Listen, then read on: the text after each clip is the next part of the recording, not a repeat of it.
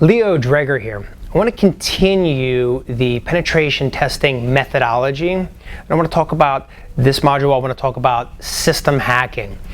Now, this is the first point in which we have the potential of changing the integrity of our systems. Most everything we've done at this point has been due to the fact that information has been disclosed to us. However, now we get to start changing the integrity of our systems, and there's a couple ways in which we can do that. It all starts with getting access or gaining access to the systems. And part of the easiest way to get that done is just to know username and password. So we have to go after the username and password combination. So we're going to dissect the basics of how to authenticate to systems, how that works, and then use that to our advantage. Part of that is knowing the LAN manager hashing system, which is a little bit outdated, but that serves as the foundational system to, well, where are we in terms of authentication today?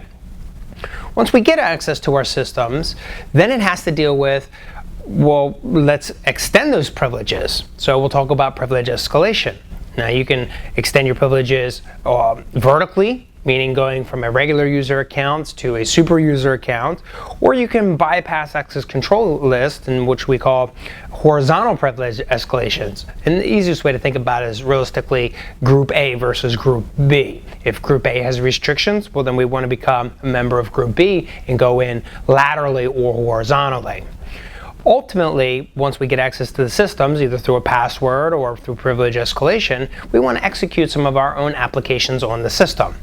And this is where rootkits. And there's some very well-known popular rootkits. So we'll talk about the whole rootkit process and anti-rootkit process.